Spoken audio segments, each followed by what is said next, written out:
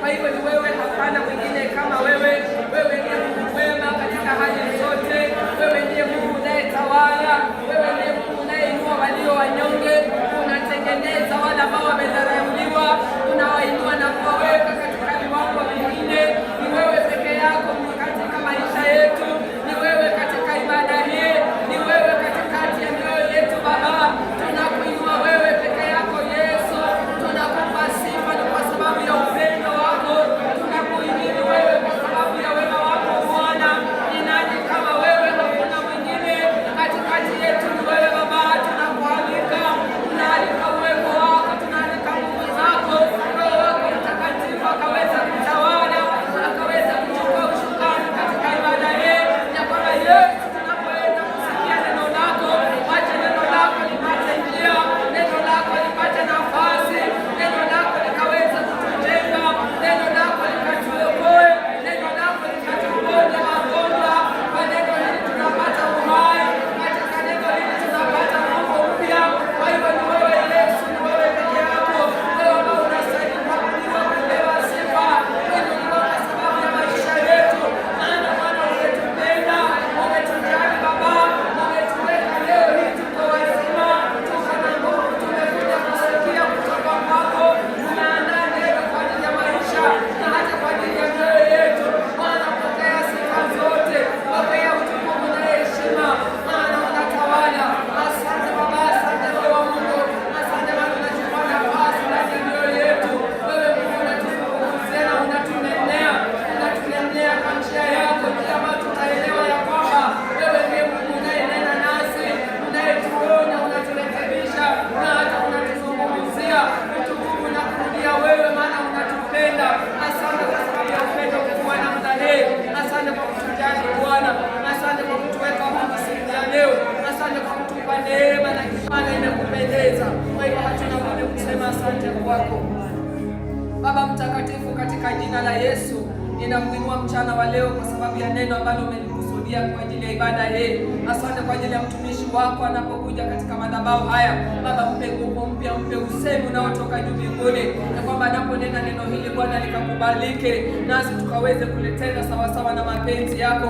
Wale wote watakayesikia neno hili Bwana, unaenda kuwatengeneza kuwa vyombo vya kutumika machoni pako Jehova, ya kwamba hawatabaki jinsi hiyo, bali unaenda kuwabadilisha, unaenda kuwainua katika unyonge wao, katika hali ile ya madhaifu Bwana, unaenda kuwatengeneza, maana wewe ndiye Mungu unayetengeneza walio wako.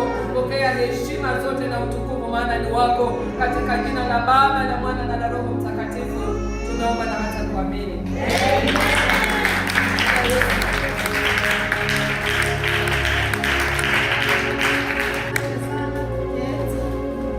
Bwana Yesu asifiwe. Haleluya. Haleluya. Watoto wa shule, Bwana Yesu asifiwe. Haleluya. Nashukuru Mungu kwa ajili ya siku ya leo. Nashukuru Mungu kwa ajili ya kila mmoja ambaye Mungu ametuwezeshea tumeweza kufika katika ibada ya siku ya leo. Wakati huu ni msimu wa Pasaka. Naamini ya kwamba kila mtu anaelewa ya kwamba wakati huu ni wakati wa Pasaka. Kitu peke yake chenye sijui, nimeona watu wakisherehekea Pasaka. Nikaona watu siku ya Friday wamebeba msalaba, wanatembea kwa barabara. Nikaona watu mpaka wako na wamevaa nguo tofauti za red, lakini nikawa najiuliza hivi, hao watu ambao walikuwa wanatembea kwa barabara na msalaba pamoja na wewe siku ya leo, wanaelewa msalaba ni nini? Wanaelewa? Najua wanajua ya kwamba ni siku yenye Yesu Kristo aliwekwa msalabani, si ndio? Lakini tunaelewa ya kwamba msalaba ni nini? Bwana Yesu asifiwe. Mpaka nikasikia wengine wanasema ikifika wakati kama huo, hiyo siku yenye walikuwa wamevaa red hawakuli nyama.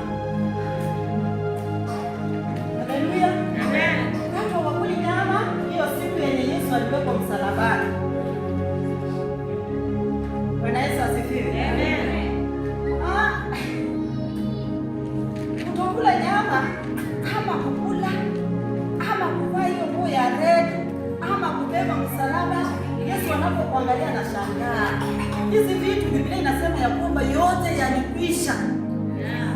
Haleluya. Amen. Yote yalikwisha wakati alikuwa amewekwa msalabani, mambo yote yalikwisha. Hakuwekwa msalabani ili wakati tunakumbuka tuwekwe kila tena msalabani ama tuhuzunike. Na Yesu asifiwe. Yesu aliambia wale wamama wenye walikuwa wanalia, wenye walikuwa wanashangaa, jamani, mtoto wetu amewekwa msalaba, umekuwaje? Aliwaambia, jililie nyinyi. Lia kwa ajili ya mioyo yenu.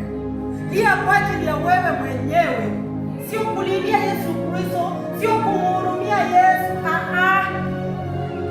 Haleluya. Yesu aliwekwa msalabani kwa ajili ya wewe na mimi. Yaani Mungu aliangalia. Neno la Mungu lilikuwa linakutia watumishi wake servants of God, akina Moses, akina nani, lakini imagine watu hawakuwa wanasikia hawa watu. Haleluya. Nakumbuka hata Biblia inasema ya kwamba siku nyingine Musa ameenda mlimani. Wakati ameenda mlimani kwenda kuleta sanduku la agano, kukuja hapa akapata watu wanafanya vituko zao. Bwana Yesu asifiwe. Kwa hivyo watu hawakuwa wanaelewa. That is why Mungu akaamua sasa anataka kumtuma mtoto wake Yesu Kristo katika ulimwengu huu. Yesu akawekwa msalabani. Na wakati Yesu aliwekwa msalabani, kila mmoja wetu anatakana kuelewa ni kwa nini Yesu aliwekwa msalabani. Na kama Yesu aliwekwa msalabani ili mimi nifanye namna gani? Sio bado kumhurumia, sio bado kulia, sio bado kutembea na kulia. Haleluya. Amen. Sio wakati huo. Sio wakati wa kurudi na kuanza kulia. Hii holiday inatukumbusha tu ili sisi wenyewe tukumbuke Yesu alikufa msalabani. Lakini sasa ndio vile Yesu alikufa msalabani, kuna kitu ambacho kimefanyika ndani yangu. Mimi nimebadilika. Mimi nimemjua huyu Yesu ambaye aliwekwa msalabani. Ninamuelewa, ninatembea kulingana na mapenzi yake, ninafanya yale ambayo natakana kufanya, ninaenenda kulingana na mapenzi yake. Haleluya. Kwa hivyo hilo ndio jambo ambalo linatakikana hata na sisi hivi wakati wa Pasaka tuanze kutii, tujikumbushe ya kwamba njia zangu zinaenda kulingana na mapenzi ya Mungu. Haleluya.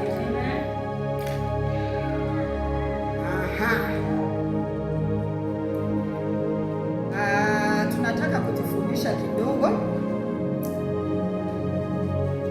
kuhusu suffering of Jesus on the cross, kuteseka kwa Yesu Kristo msalabani. Bwana Yesu asifiwe. Nataka tusome hiyo pointi ya kwanza, then tusome Biblia inasema namna gani. Pointi ya kwanza inasema ya kwamba Jesus was betrayed by Judas. Judas alikuwa nini? Mtume wa Yesu Kristo. Alikuwa mtume wa Yesu Kristo. Judas alikuwa ni mtume wa Yesu Kristo. Bwana Yesu asifiwe. Lakini huyu mtume wa Yesu Kristo, huyu mtu ambaye alitembea na Yesu hizo masiku zote, Yesu akihubiri, Yesu akifanya miujiza, Yesu akiponya watu, Yesu akitenda miracles, huyu mtu ndiye alifanya nini? Ndiye alimtoa, alimpetrol, ndiye alimtoa Yesu Kristo. Bwana Yesu asifiwe. Acha tusome Biblia na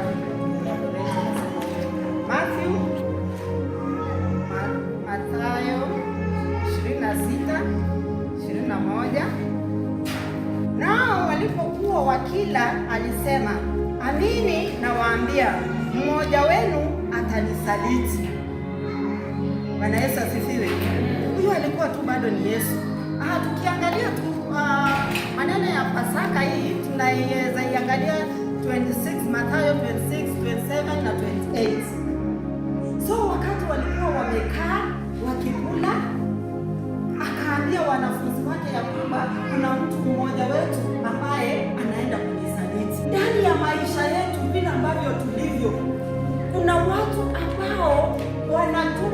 kusaliti watu wengine. Kuna watu ambao umeokoka na yeye, uko na yeye kanisani, uko na yeye, umefanya vitu pamoja na yeye, lakini imagine mtu huyo ndiye anakusaliti. Bwana Yesu asifiwe. Rafiki yako huyo ambaye unatembea na yeye mchana, usiku, kila mara, kila wakati unampigia simu, huyo tu ndiye anafanya nini? Ndiye anakusaliti. Kwa hivyo huyu mwanafunzi ambaye alikuwa pamoja na Yesu Kristo, ambaye walikuwa wametembea na Yesu kwa muda mrefu, yeye ndiye alifanya nini? Ndiye alimsaliti Yesu. Bwana Yesu asifiwe. Nataka tuende namba 2. Jesus was rejected by his apostle Peter. Matthew 26:74. Tulisomea hapo. Then Peter said, I swear that I am telling the truth. May my God punish me if I am not. I do not know that man. Just then a cock crew. Sawa. 26:74 inasema ya kwamba ndipo akaanza kulaani na kuapa akisema, simjui mtu huyu, na mara akawika juu. Bwana Yesu asifiwe. Kwa hivyo huyu ambaye alikuwa ni Petero, mwanafunzi wake Yesu, mwanafunzi wa Yesu ambaye alitembea na yeye. Bwana Yesu asifiwe.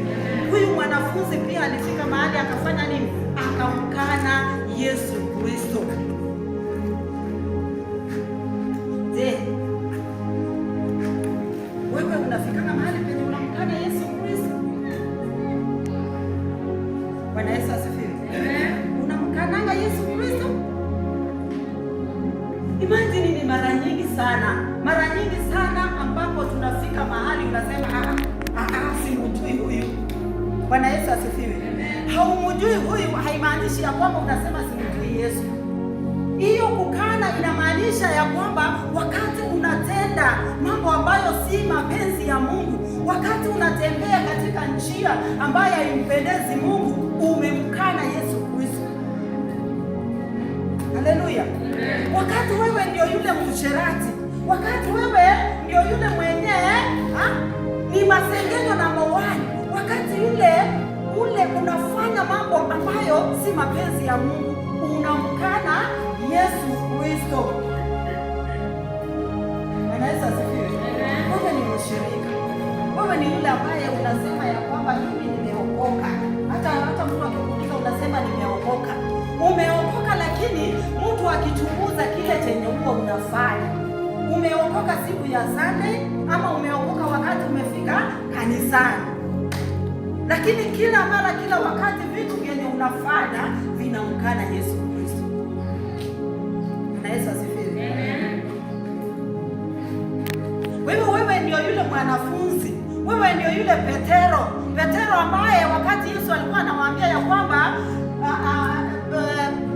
Petero alikuwa anamwambia Yesu ya kwamba mimi siwezi kukukana, mimi siwezi kukukataa, mimi niko pamoja na wewe, mimi nitakufuata, niko pamoja na wewe. Bwana Yesu asifiwe.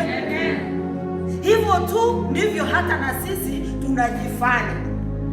Kanisani hauwezi kukosa kusema Bwana Yesu asifiwe, ukosi. Lakini je, matendo yako unatenda nini? Matendo yako yanamkana Yesu Kristo. Njia zako zinamkana Yesu Kristo. Mwenendo wako unamkana Yesu Kristo. Haleluya. Amen. Bwana Yesu asifiwe. Amen. Kwa hivyo sisi wenyewe wale ambao tunamkiri Yesu Kristo, wale wenyewe tunasema ya kwamba mimi nimemshika huyu Yesu. Vile ambavyo Petero alikuwa anasema ya kwamba Yesu, mimi niko pamoja na wewe. Ukuje mvua, ukuje baridi, ukuje jua, siwezi nikakukataa. Lakini sisi hawa ndio tunafanya nini? Kukataa. Vile ambavyo Petero alifanya nini? Kukataa. Bwana Yesu asifiwe. Amen. Number 3. Jesus was rejected by the people who saw him doing good things. Waebrania 12:3.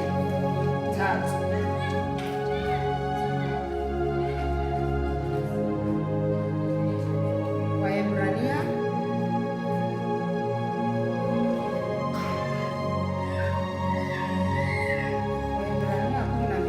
12:3.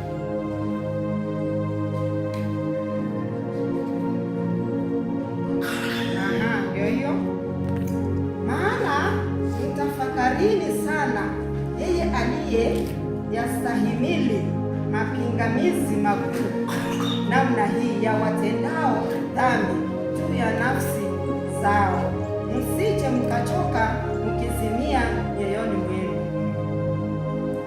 Bwana Yesu asifiwe.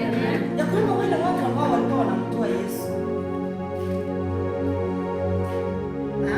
wale watu ambao walikuwa wamemuona Yesu akitenda miujiza, wale watu ambao Yesu alilisha, wale watu ambao Yesu alifanya kazi na wao, wale watu ambao Yesu alitembea na wao, wao walifika mahali wakasema, tumjui. Hata wanafunzi wake wote, kwa sababu hao wanafunzi wake pamoja na Yesu walikuwa wanafanana. That is why Petro aliambiwa ya kwamba tutakupatia pesa, na wakati tutakupatia pesa tutaenda umuhani, ndiposa tufanye nini? Tuweze kumjua Yesu ni nani. Kwa hivyo hawa watu wote ambao waliona miujiza, ambao waliona Mungu akiponya, ambao waliona Mungu akifufua, ambao waliona Mungu akitenda mambo makubwa, imagine walimkana Yesu. Anaweza hata na wewe ambaye kuna watu ambao wameona even the miracles, yani mpaka unasema yenyewe hii singetoboa, hii singe manage. Lakini katika hayo bado kuna mahali penye unafika unasema kuna mahali penye unafika na unafanya vitu zingine. Wakati unafanya vitu zingine unakosa kumfuata Yesu, umemkana. Haleluya, umekana Yesu na yeye amekutendea, umeona miujiza, hata kuamka siku ya leo ni muujiza. Haleluya, na tunamkana Yesu. Number 4. Jesus was accused by the chief priests. Jesus was accused by the chief priests. Mark 15:3.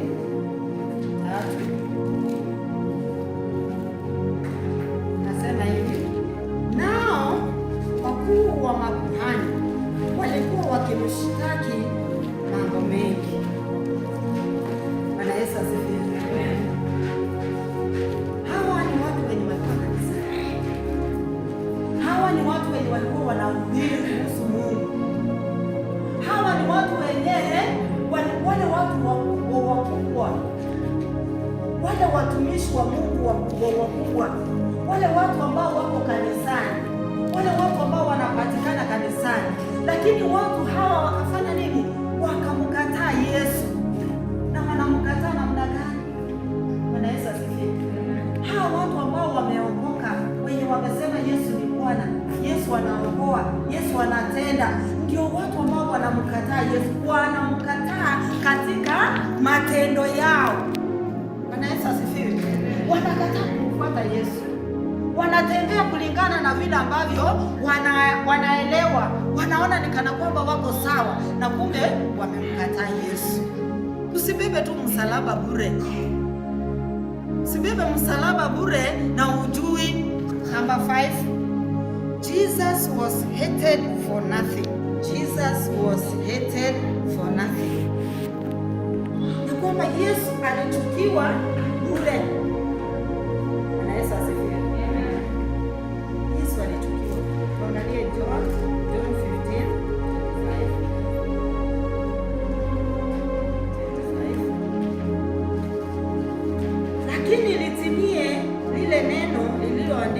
katika torati yao walinichukia bure. Bwana Yesu asifiwe. Mimi natamani ya kwamba umjue Yesu. Wakati unamjua Yesu ni kule kufanya yale ambayo ni makusudi yake.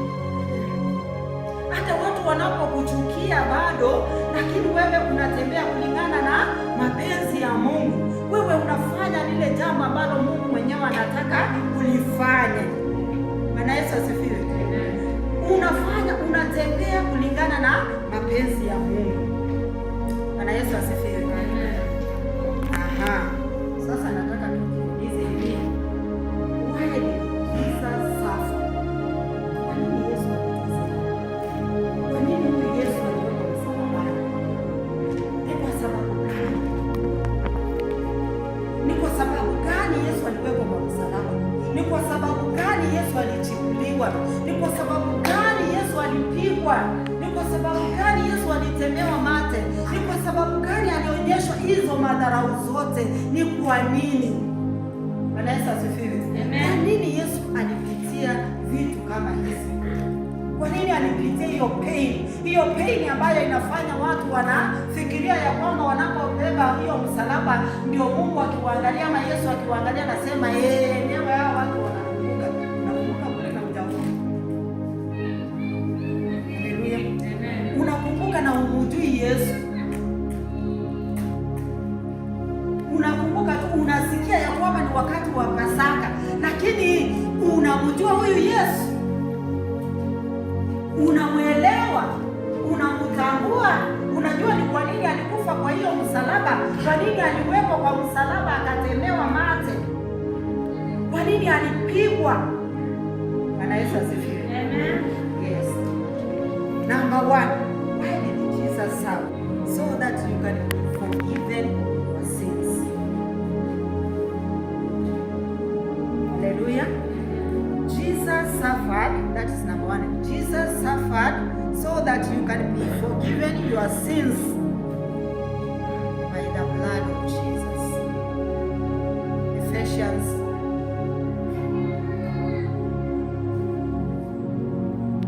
Leo hivi nataka tujue kwa nini Yesu aliwekwa msalabani. Unamjua Yesu? Unamwelewa? Unamwelewa huyu Yesu? Unamtambua huyu Yesu ndani ya maisha yako? Unamjua Yesu ni nani? Bwana Yesu asifiwe. Unajua kwa nini Yesu aliwekwa msalabani? Unajua kwa nini ilifanyika hivyo? Kwa nini alitemewa mate? Kwa nini alipigwa? Kwa nini aliwekwa hizo misumari? Bwana Yesu asifiwe.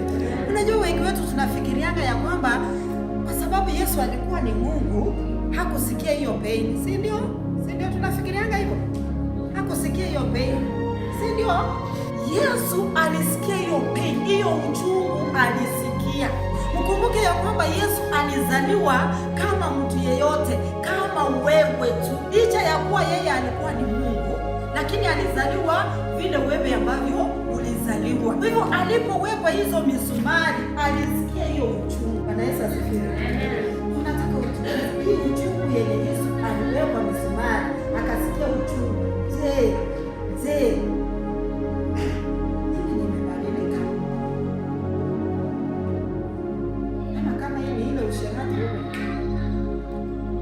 kama ni kulewa, wewe ndio unalewa tu kabisa mpaka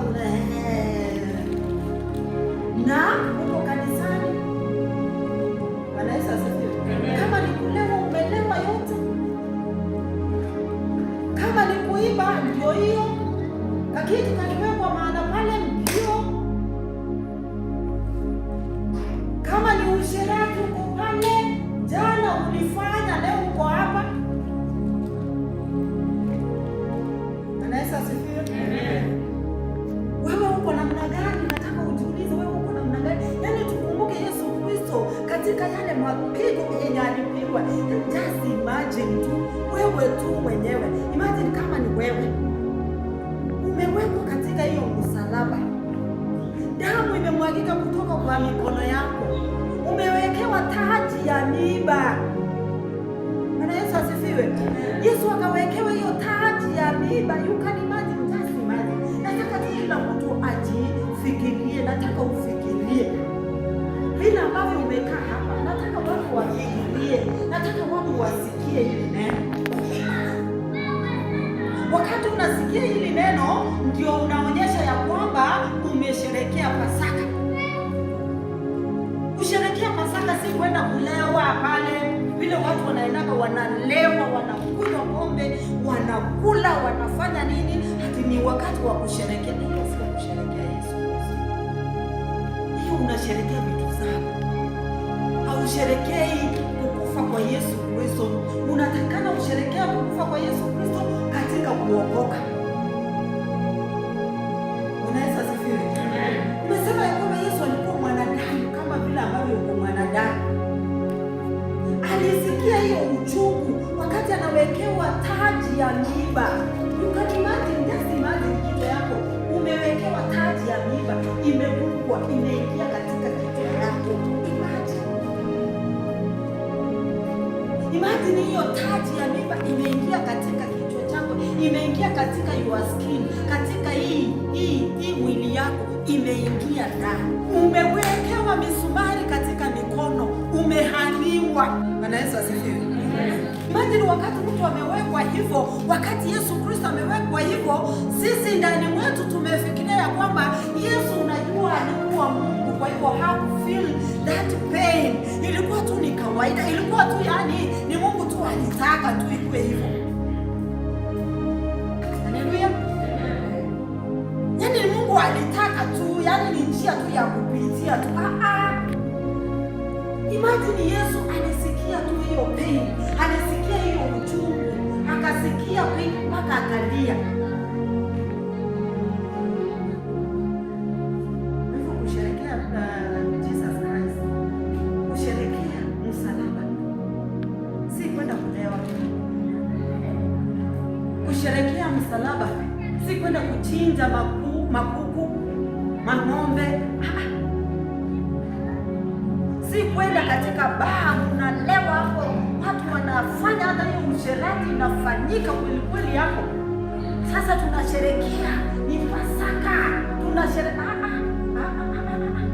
Kusherekea Pasaka ni kumjua Yesu. Kusherekea Pasaka ni kujiuliza ndani mwako ya kwamba hii damu ya Yesu iliyomwagika msalabani iliniosha, imenibadilisha. Mimi ni yule tu. Kiburi imejaa ndani mwangu tu. Bwana Yesu asifiwe. Kiburi imejaa. Niko tu. Kiburi imejaa. Madharau imejaa. Masengenyo imejaa. Wizi imejaa. Ulevi imejaa. Kwa hivyo wewe yani ni yule mwenye unasema haleluya, Bwana Yesu asifiwe. Lakini Yesu hayupo. Haleluya. Yesu hayupo. Haumwelewi. Wewe huko tu na hiyo jina tu ndio uko nayo, lakini kumjua huyu Yesu. Bwana Yesu asifiwe.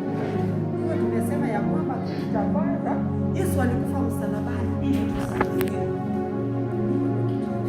Tusome Efeso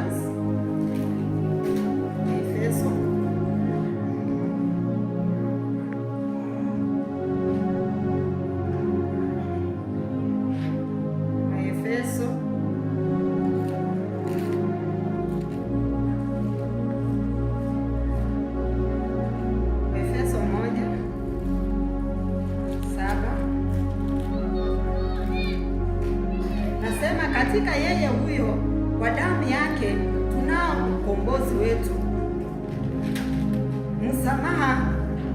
msamaha ya dhambi sawasawa na wingi wa neema yake. Namba 8 inasema naye alituzidishia hiyo katika hekima yote na ujuzi. Bwana Yesu asifiwe. Amen. Kwa hivyo hiyo damu ya Yesu Kristo iliyomwagika msalabani, wakati tunaokubali, inatusafisha dhambi zetu. Tunasamehewa, unasamehewa kupitia kwa hiyo damu ya Yesu Kristo. Kwa hivyo wakati unamkubali Yesu, hiyo damu ya Yesu iliyomwagika msalabani inakusamehe dhambi zako. Ndio sababu Yesu akawekwa msalabani ili tusamehewe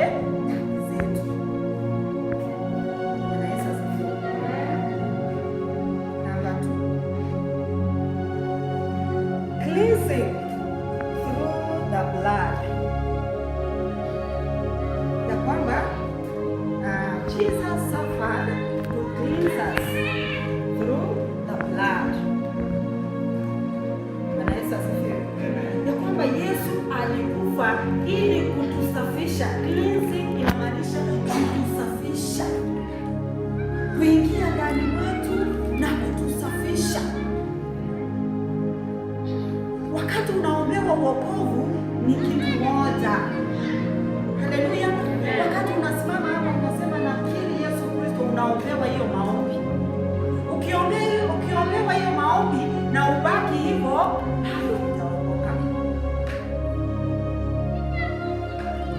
Inatakikana hiyo damu ya Yesu ikutakaze, ikusafishe ya kwamba ujue hii damu ya Yesu imenisafisha. Na inapokusafisha inamaanisha ya kwamba hizo vitu ambazo zimekuwa ndani yako zinaondoka. Bwana Yesu asifiwe. Unapoombewa hivi, umeombewa wokovu, ndio umepokea hiyo wokovu, lakini mpaka Yesu aingie ndani mwako akusafishe. Kwa hivyo lazima uendelee. Kama ni kanisani, uende kanisani wakufundishe, waendelee kukufundisha. Wakati wanaendelea kukufundisha, hiyo uchafu inaendelea kutoka ndani mwako. Bwana Yesu asifiwe. Hizo vitu ambazo umezoea kuzifanya wakati haujaokoka, kuna vitu ambazo umezoea, kuna maisha ambayo umeyazoea. Kama ni hiyo kuongea sana umeizoea, na bure tu iwezi toka. Haleluya. Bure tu iwezi toka. Madharau iko tu. Bwana Yesu asifiwe. Hiyo madharau iko tu. Madharau hiyo uko nayo. Kwa hivyo Yesu asipoingia ndani mwako akusafishe. Jesus suffered to sanctify you through the blood. To sanctify you through the blood. Sanctification inamaanisha utakaso. Bwana Yesu asifiwe. Amen. Acha tusome Waebrania.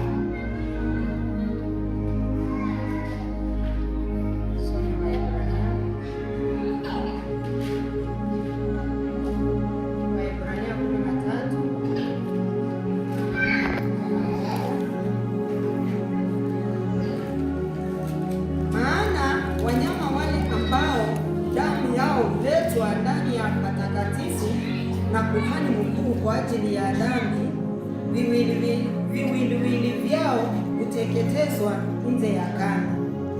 Kwa ajili hii Yesu naye, ili awatakase watu kwa damu yake mwenyewe, aliteswa nje ya lango. Bwana Yesu asifiwe. Amen. Yesu aliteswa ili tutakasike.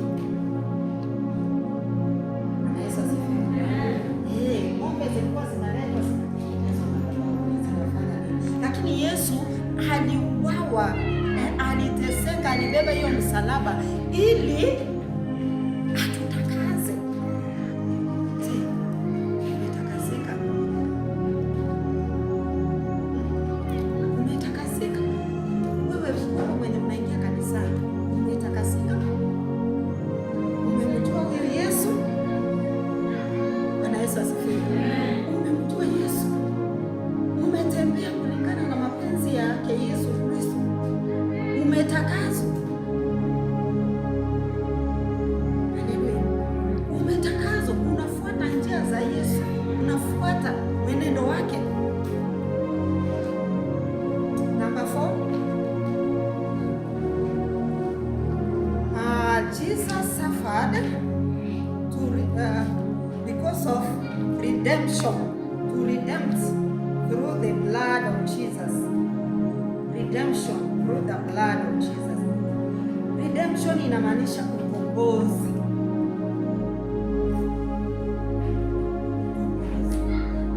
Je, Yesu amekukomboa? Aliteswa msalabani ili akaweze kukomboa wewe. Wewe umekombolewa?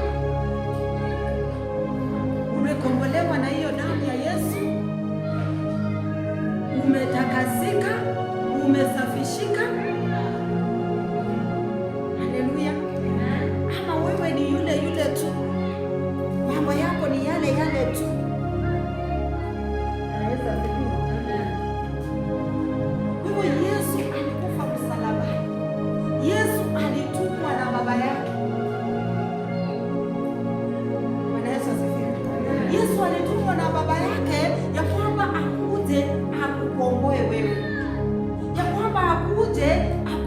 akusamehe wewe, usamehewe dhambi, yaani kupitia kwa damu ya Yesu. Damu ya Yesu ifanye ya kwamba usamehewe. Bwana Yesu asifiwe. Kwa hivyo wakati wa Pasaka ni wakati wa kukumbuka ya kwamba Yesu alikufa msalabani kwa ajili yangu, kwa ajili ya dhambi zangu. Je, ninatembea kulingana na mapenzi yake? Ninamfuata huyu Mungu? Ninafanya mambo yake? Ninafanya yaliyo mapenzi yake?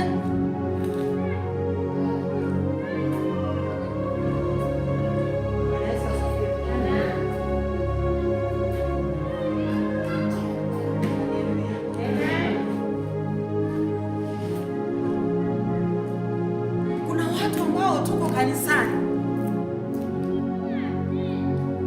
na tunafundishwa all the time, lakini imagine kile kitu chenye unafanyanga kiko tu, hauachi, hautii hata bidii ya kusema tamani wacha niwachane na hii kitu.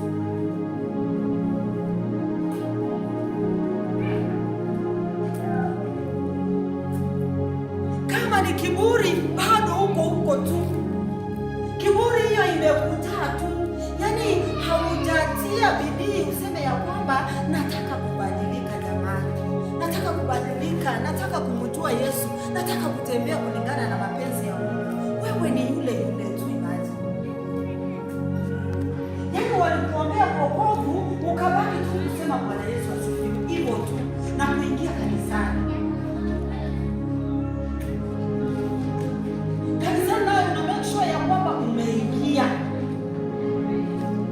Lakini kile kitu ambacho kipo ndani mwako kipo tu.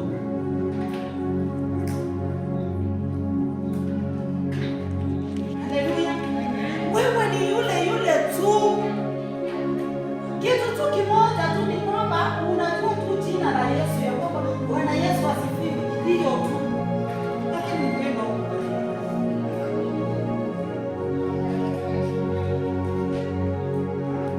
kama ni hiyo kiburi imekujaa, kama ni hiyo kulewa imekujaa, yaani haujawahi make hata haujawahi chukua hatua.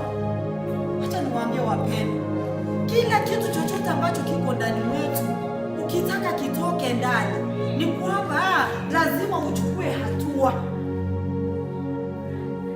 Haleluya. Lazima uchukue hatua, lazima useme ya kwamba mimi Marion, mimi ni msherati. Kwa hivyo sasa kitu chenye nataka nifanye, nataka kuachana na hii, nataka kuachana na hiki kitu. Bwana Yesu asifiwe. Lazima ukuwe na hiyo desire in you, lazima utamani ndani ya moyo wako ya kwamba mimi ninatamani kubadilika. Na wakati unatamani kubadilika, unaenda step by step, unaenda hatua kwa hatua. Huwezi okoka tu leo hii na unaisha tu hivyo, yaani na umemaliza kila kitu. Huwezi okoka tu leo na umemaliza kila kitu. Wakati unaokoka, imani ni wakati Yesu Kristo alikuwa msalabani, alijua ya kwamba sisi ni wenye dhambi. Alijua sisi ni wenye dhambi. Alijua ya kwamba kutembea kwetu si kuzuri. Alijua ya kwamba kama ni vita tuko nayo ndani. Maongeo hiyo sasa ingine mtu anaongeana kama unasema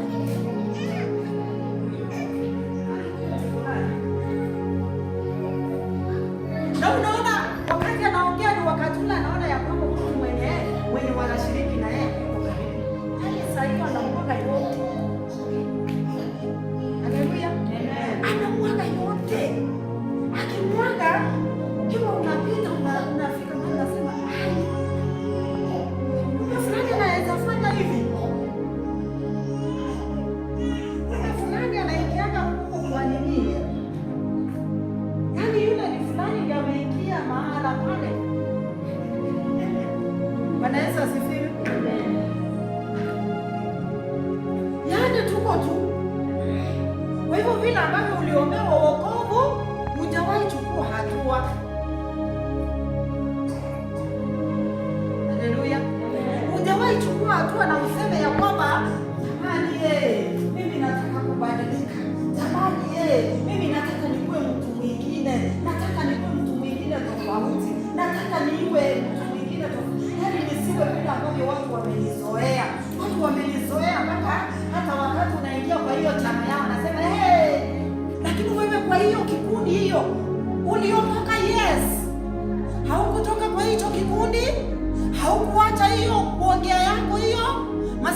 yako hiyo hujawahi wacha na hutaki kuacha. Haleluya. Amen. Uko tu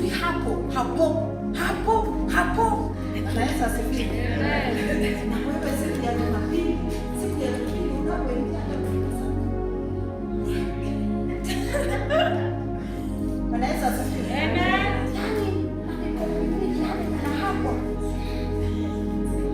Lakini mtu akikumbuka mtu, yani kama hiyo picha inaweza kuja, unaweza shangaa haya.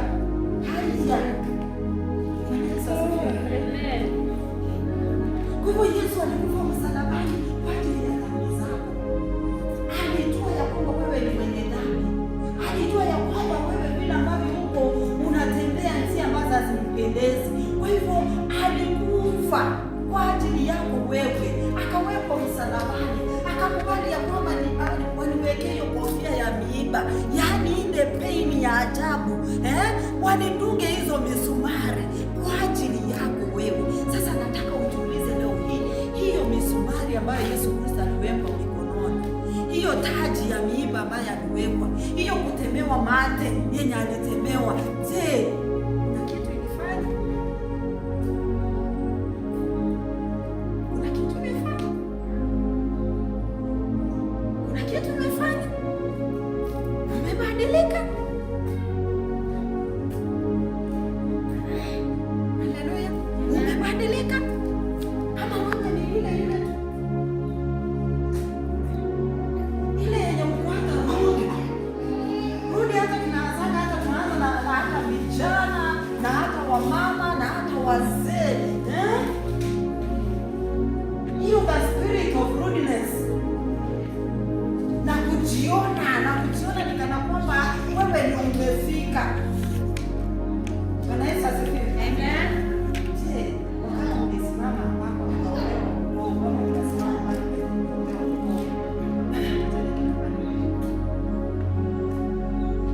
kuna mambo yenye yamebadilika ndani mwako. Kuna kitu chenye unaweza simama hata mbele ukasema, vile mnaniona hivi, mimi nilikuwa napiga watu, napiga kweli kweli, na hakika Mungu, lakini si hata ile yenye watu wanadanganya. By the way, yani kudanganya ni mambo hapo. Kudanganya ni kawaida, si ndio? Hivi saa hii kukusia ama hiyo si kudanganya? Hiyo si kudanganya, si ndio? Si hiyo si uongo. Bwana Yesu asifiwe. Kwa hivyo Yesu Kristo alikufa kwa ajili ya dhambi zako. Yesu alikufa kwa ajili ya dhambi zako, na wewe mwenyewe ndio unatakikana ujiulize ndani mwako, uamue ya kwamba nataka kuokoka, nataka kubadilika, nataka kumjua huyu Yesu, nataka kutembea kulingana na mapenzi yake. Bwana Yesu asifiwe. Amen.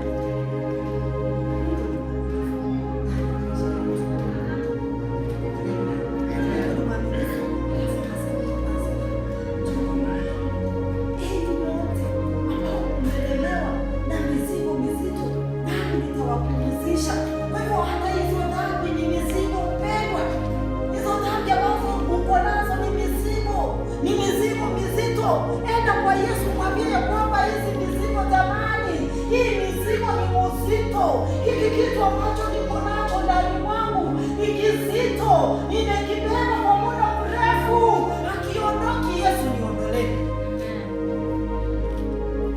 Haleluya. Yesu anakuita hata siku ya leo. Yesu anakuita. Yesu aliwekwa msalabani kwa ajili yako, anakuita, anakuambia kuja, njooni kwangu, kuja kwangu nyenyekea, kuja kwangu omba msamaha, kuja kwangu kubali, mimi niko tayari kukusamehe. Bwana Yesu asifiwe. Ya kwamba Yesu ako tayari, hata kama ndio ulisema ya kwamba umeokoka na bado unasikia ndani mwako bado, yani haujaokoka, haujatembea kulingana na mapenzi yake, bado unapomwendea Yesu, yeye hahesabiki dhambi zako, hakuhesabii, na akasema na huyu ananiombanga kila wakati na abadiliki. Ukiamua hata leo hii na umwendee, umwambie Yesu, nimekaa katika hii shida, nimedanganya kwa muda mrefu ya kwamba ninakujua na ukweli sikujui. Umwambie ya kwamba nimekubali, nimekuja. Vile ambavyo neno lako linasema ya kwamba njooni kwangu enyi nyote ambao mmelemewa na mizigo mizito. Hakika nimekubali, nimelemewa na mizigo mizito, nimelemewa na hali ambazo ni ngumu, nimelemewa na mizigo ndani mwangu. Nimekubali ya kwamba Baba niondolee. Unajua wewe mwenyewe hauwezi kusiondoa. Wewe mwenyewe hauwezi kubadilika. Yesu tu ndiye anaweza kukubadilisha. Na Yesu atakubadilisha wakati umekubali, umesema Yesu, niko hapa siku ya leo, nibadilishe. Haleluya. Wakati utakubali ya kwamba uko hapa na unataka akubadilishe, Yesu atakubadilisha.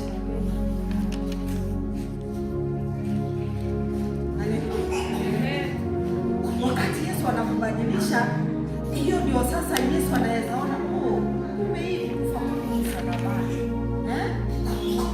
ili safisha watu. Kumbe kuna mtu mwenye amerealize. Ndio sababu Biblia inasema ya kwamba mtu mmoja anapookoka malaika hufurahi. Haleluya. Bwana Yesu asifiwe.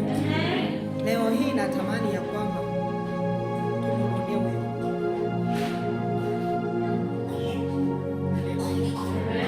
tuachane na hizo vitu zenye tunafanya. Amua tu. Ndio haziwezi isha mara moja, lakini zinaenda tu. Vile ambavyo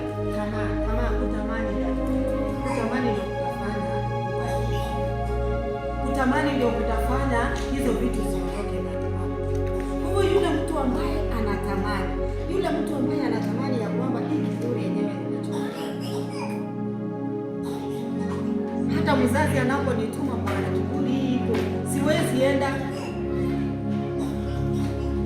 Hata mtu anaponiambia kama ni kanisani, hata ninapoambiwa na kiongozi nifanye hivi, siwezi. Na mimi nasemanga nimeokoka na siwezi.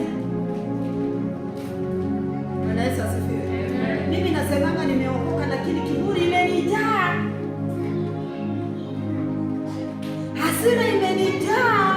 Hasira hiyo inaponijaa mara moja, nasimama na maneno yenye nitasoma ni ile mingi, baadaye ndio nakumbuka.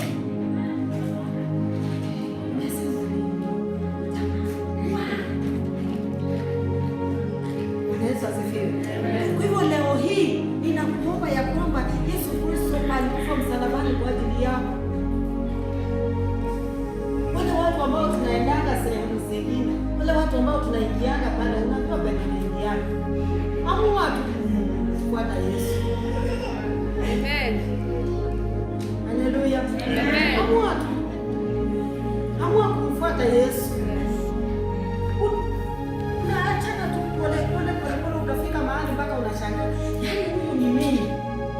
Huyu ni mimi ambaye siku hizi sinako hata hiyo kiu ndani mwangu, sinako hiyo tamaa ndani mwangu. Yaani huyu ni mimi. Bwana Yesu asifiwe. Amen. Haleluya. Amen. Barikiwe sana. Na hatumkani Yesu tu kwa sababu labda ya kufanya dhambi. Wapendwa, wa zingine unaweza tajirika ukakataa Yesu. Si ni ukweli? Wakati mwingine unaweza tajirika kabisa mpaka ukaona huyu Yesu hata husiki kwa mali yangu. Si mimi mwenyewe nimefanya kazi yangu nikapata hii mali. Kwa hivyo Yesu anahusika wapi? Kwa hivyo tusiangalie tu labda dhambi na vitu vingine dogo, lakini huwa tunamkana Yesu kwa sababu hata ya mali yetu. Tunamkana Yesu kwa sababu ya hali. Hali inaweza kukufikisha ndugu yangu ukakataa Yesu. Unashangaa huyu ni Yesu kweli? Hapana, mimi siwezi andamana na Yesu. Petro alisema mimi nitakufuata mpaka dakika ya mwisho. Na zingine sisi pia kama Wakristo tunasema mimi na Yesu. Wakati mambo yako mazuri, nasema mimi nitafuata Yesu huyu mpaka dakika ya mwisho. Lakini Yesu mwenyewe anasema ya kwamba ukitaka kunifuata lazima ujikane, ubebe msalaba ujitwike na ufanye nini? Sasa hiyo kubeba msalaba ndio watu wao wanakuta vibaya. Msalaba ambaye Yesu anaongelea sio rahisi kubeba. Bwana asifiwe. Wewe wakati mwingine tunamkana Yesu kwa sababu ya hali za maisha. Kweli ni kwamba unaweza pitia maisha. Na upitie maisha ya kwamba haukuji kanisani. Petro alikuwa mwanafunzi wa Yesu. Lakini wakati aliona vile Yesu anateswa pale, akasema hii siwezi. Bwana asifiwe. Kwa hivyo wakati wanaongelea kumkana Yesu, wewe usiseme mimi huwa sisengenyi, mimi huwa silewi, mimi huwa sifanyi usharati, mimi sikai katikati ya wale watu wengine.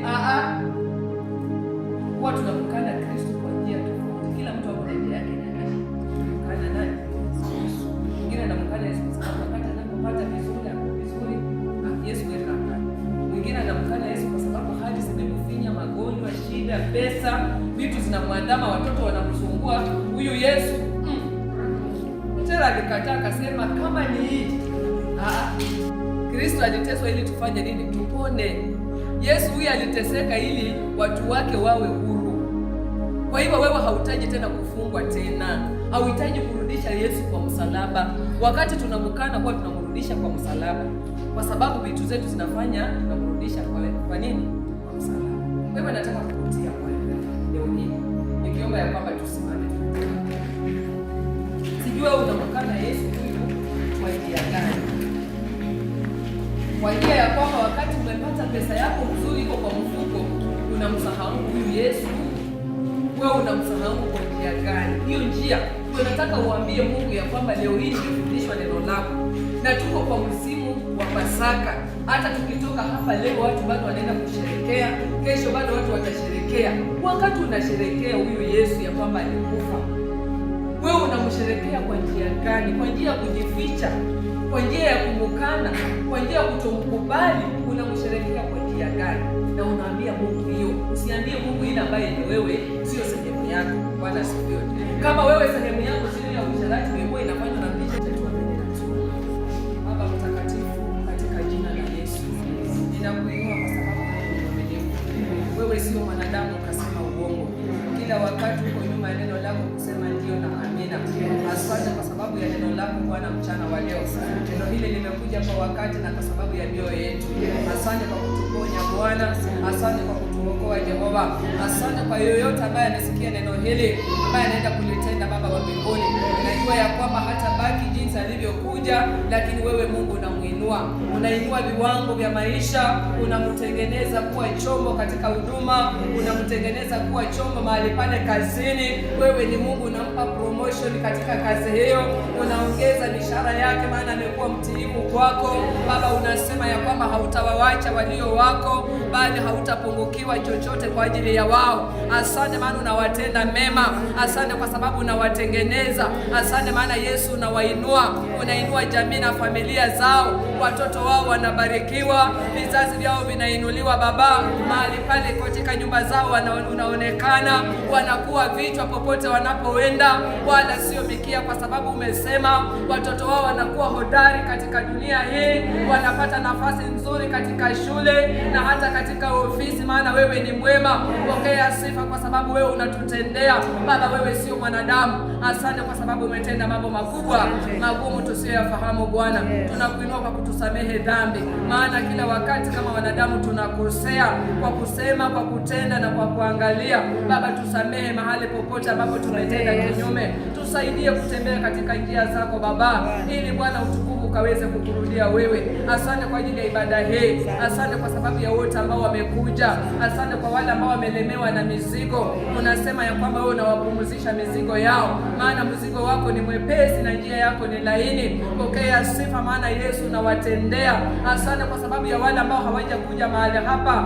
Asante kwa sababu ya maisha yao mahali pale walipo. Yesu, tunazidi kuwaombea ya kwamba Bwana simama na wao, wapiganie vita, washindanie. Wewe ni Mungu. Mahitaji yao yote wewe ni Baba. Umesema ya kwamba tulete kwako na wewe ukaweze kuyatimiza. Kwa hivyo Baba, pokea mahitaji haya, tunayaleta kwako mikononi Bwana. Kila mmoja wetu wewe unamjua, unajua kila anachohitaji.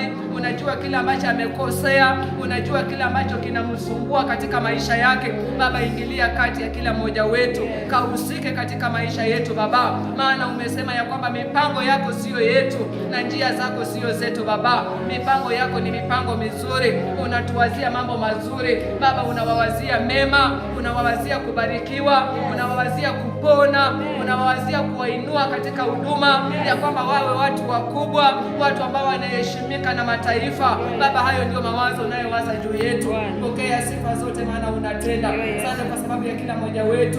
Tunapoondoka mahali hapa wiki hii, tunakuomba Baba uwe pamoja nasi, fungua milango ya kila mmoja wetu sana na mahitaji yao Baba.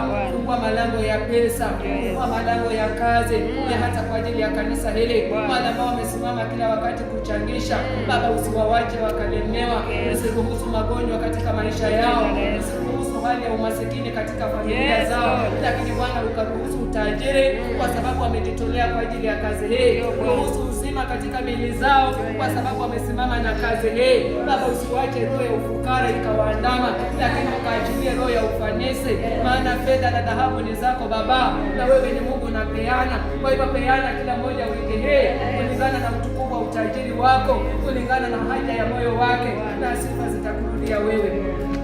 Kwa jina la Baba, la Mwana na la Roho Mtakatifu tumeomba na hata kuamini. Neema ya Bwana wetu Yesu Kristo na upendo wa Mungu Baba na ushirika wa Roho Mtakatifu ukae nasi sote sasa.